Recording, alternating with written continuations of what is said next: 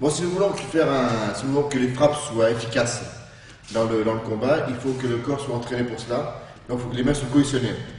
Les mains et tout le corps. Alors, pour que les mains soient, évidemment, il faut pas faire c'est bien de faire des gants dans les sacs, mais il faut que les mains soient cohésionnées à nu pour avoir les mains solides.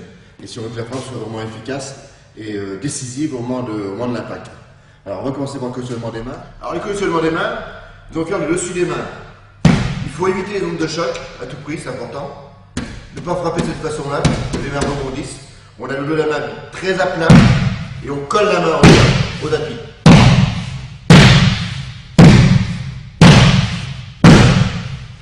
Ensuite, on fait le plat de la main, l'intérieur. La main est très à plat. Même principe, on évite les ondes de choc. Le tranchant de la main, les doigts très serrés. Et toujours comme dans le mouvement de trancher. Ensuite, on fait le bout des doigts et la paume de la main ici. Donc, dans cette position-là, la main, il faut qu'elle soit en forme de patte de tigre.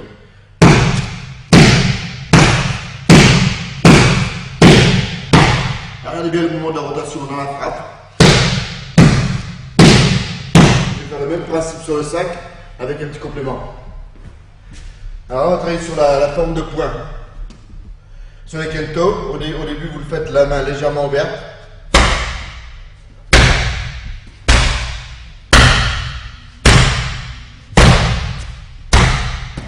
Ensuite, progressivement, on ferme votre poing. Il faut que ce soit bien fermé surtout à l'impact.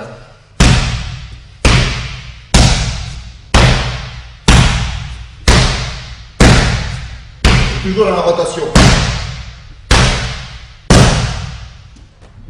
Ok, le tranchant de la main, comme je l'ai fait tout à l'heure au sol. Et rotation.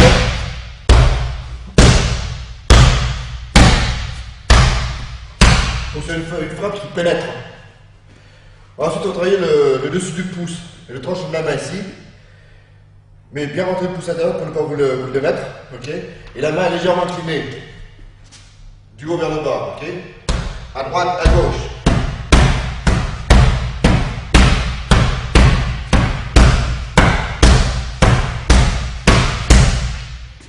Donc je répète bien, c'est du conditionnement des mains. Okay.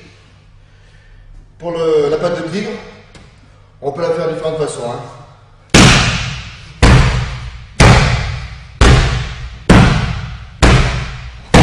C'est toujours penser à la position de la main, que ce soit le bout des doigts et la paume de la main. Okay. Dans le mouvement de base, on va passer la main derrière la tête ici et travailler dans la rotation.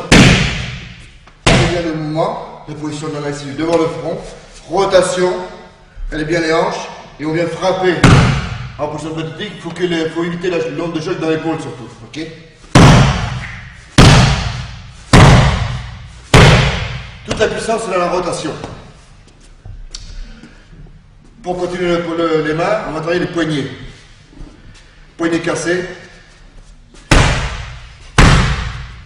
Et toujours dans la rotation.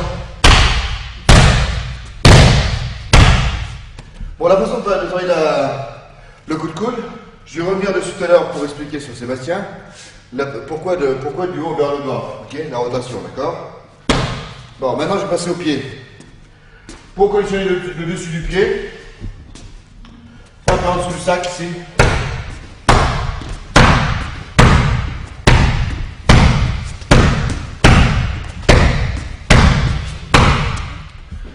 Bon, évidemment, si vous n'avez pas de sac chez vous, si vous n'avez pas de tapis au sol, et que vous ayez éventuellement un petit tapis le long du mur, un petit rembourrage, vous pouvez très bien conditionner vos mains de cette façon-là ici.